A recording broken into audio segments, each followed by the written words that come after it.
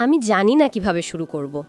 শুধু এটুকু বলতে পারি, ইস্তেগফারের সাথে আমার এই সফরটা ছিল এক কথায় অলৌকিক। আমার মন থেকে চাওয়া এই আমল আমার জীবনটাকেই বদলে দিয়েছে। হয়তো এই গল্পটা আপনার জীবনও বদলে দিতে পারে। আমি প্রতিদিন প্রায় ৫,০০০ বার ইস্তেগফার করতাম। কোনো দুয়া কবুলের জন্য না, না বিয়ের জন্য, না টাকা পয়সার জন্য, শুধু আল্লাহর কাছে ক্ষমার জন্য।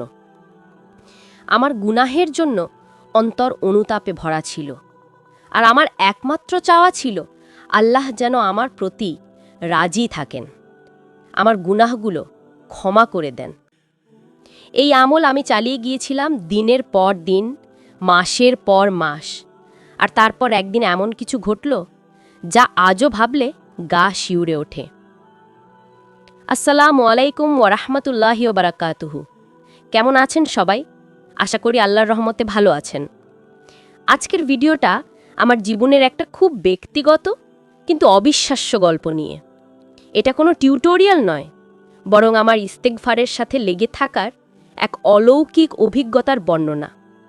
আশা করি আমার এই গল্পটা আপনাদের জন্য অনুপ্রেরণা হয়ে দাঁড়াবে। আমার এই সফরের শুরুটা খুব সাধারণ ছিল। আমি কোনো নির্দিষ্ট উদ্দেশ্য নিয়ে ইস্তেগফার করা শুরু করিনি। আমার শুধু মনে হতো আমি অনেক গুনাহ করেছি, আর আমার অন্তর আল্লাহর কাছে ক্ষমা চাইত।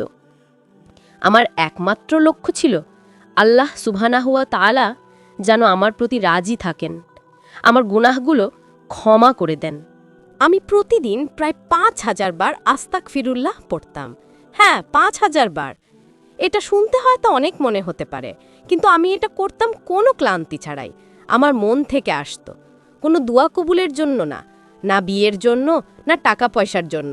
কোনো পার্থিব চাওয়া আমার ছিল না। আমার শুধু আল্লাহর কাছে ক্ষমার জন্য ইস্তেগফার করতাম। আমার গুনাহের জন্য অন্তর অনুতাপে ভরা ছিল, আর আমার একমাত্র চাওয়া ছিল আল্লাহ যেন আমার প্রতি রাজি থাকেন। এই আমল আমি চালিয়ে গিয়েছিলাম দিনের পর দিন, মাসের পর মাস। কখনো মনে হয়নি এটা একটা বোঝা, বরং এটা আমার আত্মার খোরাক হয়ে গিয়েছিল। আর এভাবেই সময় কাটতে শুরু করলো। আমি কিছু চাইনি, কিন্তু অদ্ভুতভাবে আমার জীবন বদলে যেতে শুরু করলো। আমার মন থেকে যেন এক অজানা ভার সরে যাচ্ছিল। আমি অনুভব করতাম এক গভীর মানসিক প্রশান্তি, যা আগে কখনো অনুভব করিনি। ছোট ছোট বিষয়ে বরকত আসতে শুরু করলো। পড়াশোনায় মনোযোগ বাড়ল, পারিবারিক সম্পর্কগুলো আরও মধুর হলো। এমনকি আমার আশেপাশের মানুষের সাথেও আমার সম্পর্কগুলো ইতিবাচক দিকে মোড় নিতে লাগলো। আমি বিস্মিত হচ্ছিলাম, কারণ আমি তো এসব কিছুর জন্য ইস্তেগফার করিনি, কিন্তু আল্লাহ সুবহানাহু ওয়া তাআলা আমাকে এমন কিছু দিচ্ছিলেন যা আমি কখনো চাইনি বা কল্পনাও করিনি। তারপর একদিন এমন কিছু ঘটল যেটা আজও ভাবলে আমার গা শিউরে ওঠে। আমি একদিন একটি ছেলেকে দেখেছিলাম।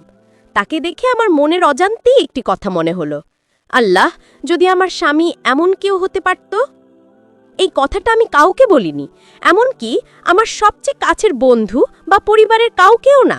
এটা ছিল আমার শুধু চুপচাপ মনের মধ্যে বলা একটি অপ্রকাশিত ইচ্ছা।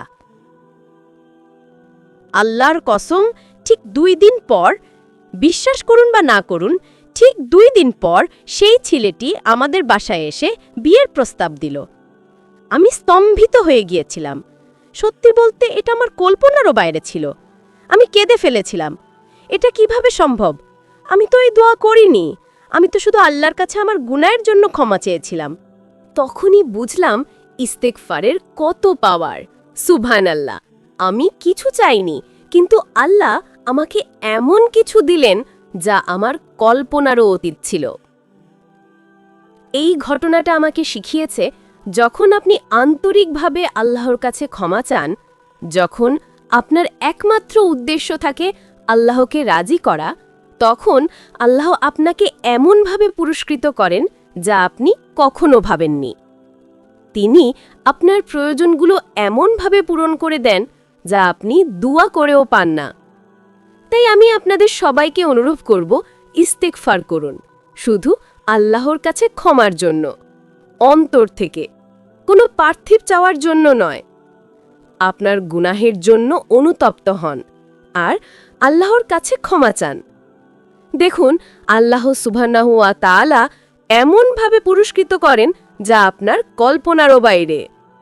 আপনার জীবন বরকতে ভরে উঠবে, আপনি পাবেন এক অনাবিল মানসিক প্রশান্তি, আর আপনার সকল প্রয়োজন তিনি এমনভাবে পূরণ করে দেবেন যা আপনি নিজেও হয়তো কখনো ভাবেননি। আমার এই গল্পটা যদি আপনাদের ভালো লেগে থাকে তবে অবশ্যই ভিডিওতে একটি লাইক দেবেন, কমেন্ট করে জানাবেন আপনাদের মতামত। আর এমন আরও অনুপ্রেরণামূলক ইসলামিক গল্প এবং আলোচনা শুনতে চাইলে আমাদের ইসলামিক লাইট চ্যানেলটি সাবস্ক্রাইব করে পাশে থাকা বেল আইকনটি বাজিয়ে দিন। আপনাদের দোয়ায় আমাকে স্মরণ রাখবেন। আল্লাহ হাফেজ।